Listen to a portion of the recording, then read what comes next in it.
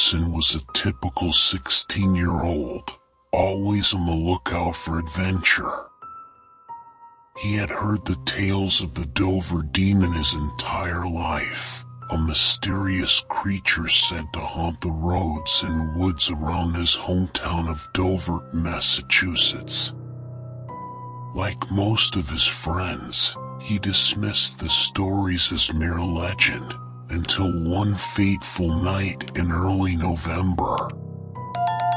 Jake had just finished hanging out with his friends at a local diner. It was late, and the fog that had settled over Dover that evening was thick and disorienting. The headlights of his old pickup truck barely caught through the mist as he drove down the winding back roads that led to his home.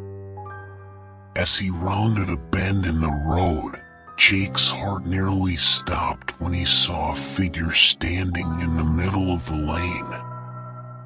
He slammed on the brakes, the truck skidding to a halt just inches from the strange being. For a moment, everything was silent except for the pounding of his heart in his ears. The creature was unlike anything Jake had ever seen. It stood about 4 feet tall, with glowing orange eyes that pierced through the darkness. Its skin was a sickly gray, and its limbs were long and gangly, almost insect-like. Jake knew immediately that this was no ordinary animal. This was the Dover demon. Panic set in as the demon began to move toward the truck, its movements slow and deliberate. Jake fumbled with the gear shift, trying to reverse and get away, but the truck stalled. The creature's eyes seemed to glow brighter as it approached, and a high-pitched, keening noise filled the air, reverberating in Jake's skull. Desperation took over. Jake grabbed his phone, intending to call for help, but the screen flickered and went dark, the battery inexplicably drained.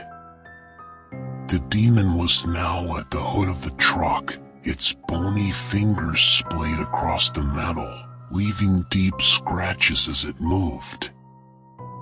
Jake's breaths came in shallow gasps as he tried to think of a way out. Suddenly, the demon leapt onto the hood, its eyes locking with Jake's. Paralyzed with fear, Jake couldn't move as the creature slowly crawled up the windshield, its eyes never leaving his. It tapped the glass with its sharp claws, each tap sending shivers down Jake's spine. The fog seemed to thicken, swirling around the truck as if trying to swallow it whole. Gathering every ounce of courage, Jake threw open the driver's side door and bolted into the woods.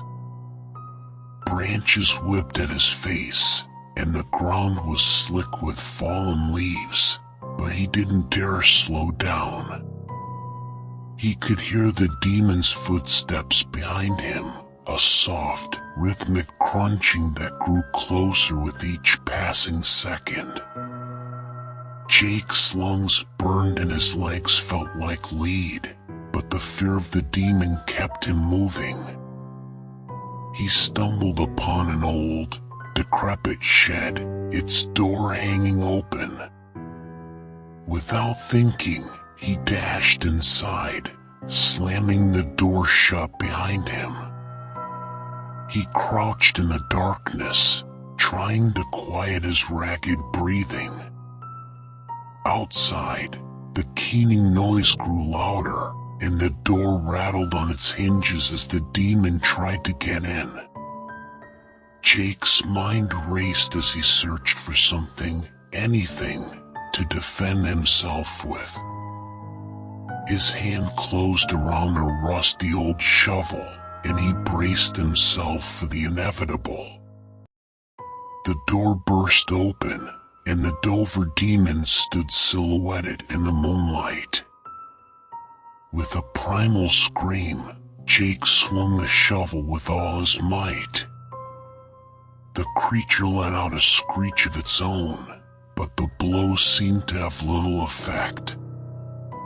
The demon lunged at him, its claws slashing through the air. Jake fought desperately, swinging the shovel again and again, but he could feel his strength waning. The demon's eyes glowed brighter, and its claws finally found their mark. Jake cried out in pain as the creature's talons sank into his flesh, dragging him to the ground. The last thing Jake saw before the darkness overtook him was the demon's face, its eyes glowing with a malevolent satisfaction. Jake's body was found the next morning, lying in the middle of the road, his truck still parked a few feet away. The scratches on the hood and the shattered windshield were the only evidence of the night's horrors. The town mourned the loss of another young life, and the legend of the Dover demon grew ever darker. From that day on, the people of Dover avoided the back roads at night, and parents warned their children of the dangers that lurked in the fog. And Jake Thompson's name was added to the long list of those who had fallen victim to the creature that haunted the roads to nowhere.